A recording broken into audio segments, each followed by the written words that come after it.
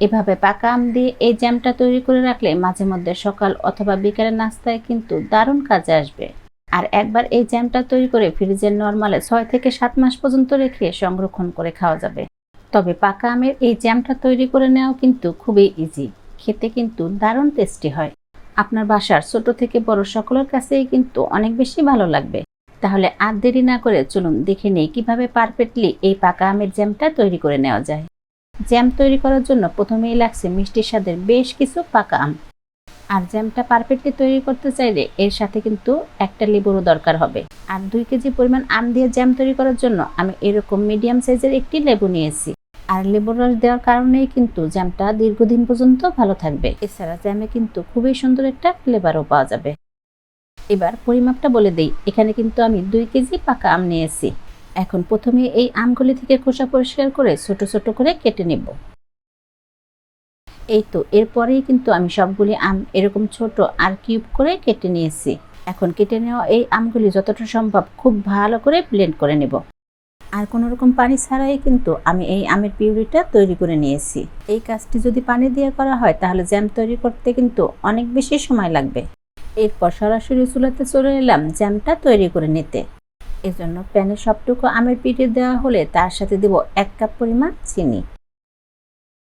এখন যেটা করব, আমের এই পিউরির সাথে চিনিটা ভালো করে নেড়েচেড়ে মিশিয়ে বেশ কিছুক্ষণ সময় নিয়ে জাল করতে থাকবো। আর এই আমগুলি বেশ অনেক মিষ্টি হওয়ার কারণে আমি 1 কাপ পরিমাণ চিনি ব্যবহার করছি। তবে আপনি চাইলে চিনির পরিমাণটা কিন্তু আরও কিছুটা বাড়িয়ে দিতে পারেন। এক্ষেত্রে আবার মিষ্টিটা যে যেমন খেতে পছন্দ করেন সেই অনুযায়ী দিয়ে নেবেন। আর আমি যেহেতু এই আমের পিউরিটা পানি ছাড়া তৈরি করছি, তাই দেখতেই পারছেন এটা কিন্তু বেশ ঘন। তাই এখন চুলার তাপ মিডিয়ামের থেকে কিছুটা বেশিতে রেখে এটা অনবরত নেড়েচেড়ে জাল করতে থাকবো।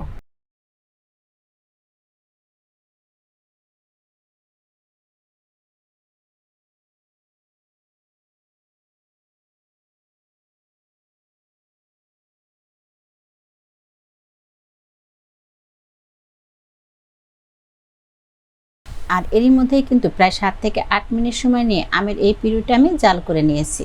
এরপরও কিন্তু আরও বেশ কিছুটা সময় নিয়ে এটা রান্না করতে হবে। আর এই পর্যায়ে এসে একটা লেবুর সম্পূর্ণ রসটাই দিয়ে দিচ্ছি।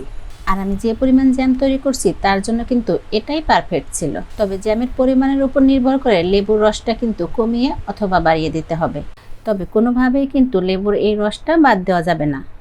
আর লেবুর রসটা দেওয়াতেই কিন্তু এই জ্যামটা দীর্ঘদিন পর্যন্ত সংরক্ষণ করা যাবে, কোনো রকম ভিনেগার দেওয়ার দরকার হবে না। তাছাড়া জ্যামটা সেট করার পরেও কিন্তু অনেক বেশি টাইট হয়ে যাবে না। এরপর আমি আরও বেশ কিছুক্ষণ সময় নিয়ে কিন্তু আমের এই পিউরিটা জাল করে নিয়েছি। মানে এরই মধ্যে চুলার তাপ লো টু মিডিয়ামের মাঝামাঝিতে রেখে আরও 10 মিনিটের মতো সময় নিয়ে জাল করে নিয়েছি। আর এই পর্যায়ে এসে কিন্তু চুলার তাপটা কমিয়ে রেখে রান্না করতে হবে, তা না হলে কিন্তু এটা ছিটে আবার হাতে এসে লাগতে পারে। আর এই পর্যায়ে এসে আমের এই জ্যামটা কিন্তু এখন প্রায় হয়ে এসেছে। তবে নামিয়ে নেওয়ার আগে চেক করে নিতে হবে এটা সেট করার উপযোগী হয়েছে কিনা। তার জন্য এখান থেকে অল্প কিছুটা জ্যাম একটা প্লেটে নিয়ে নিচ্ছি। এরপর 10 থেকে 15 সেকেন্ড অপেক্ষা করার পর এভাবে কাট করে ধরলে যদি একই জায়গায় সেট হয়ে থাকে আর গড়িয়ে না পড়ে তাহলেই ধরে নিতে হবে জ্যামটা পারফেক্টলি তৈরি হয়েছে। এছাড়া এভাবে মাছ বরাবর দাগ কাটার পরও যদি এটা মিলে না যায় সেক্ষেত্রেও কিন্তু ধরে নেওয়া যায় এই জ্যামটা পারফেক্টলি রেডি। এই সবগুলি পরীক্ষায় পাশ করার পর এখন জ্যামটা কিন্তু চুলা থেকে নামিয়ে নিতে হবে। আর এটা চুলা থেকে নামানোর পর নেড়েচেড়ে ঠান্ডা করতে হবে। এরপর যখনই এই জ্যামটা পুরোপুরি ঠান্ডা হয়েছে সেই পর্যায়ে এসে একটি পরিষ্কার শুকনো ঝাড়ে ঢেলে নিতে হবে। আর যারা আম খেতে ভালোবাসে এভাবে এই জ্যামটা তৈরি করলে এটা খেতেও কিন্তু তাদের কাছে বেশ ভালো লাগবে।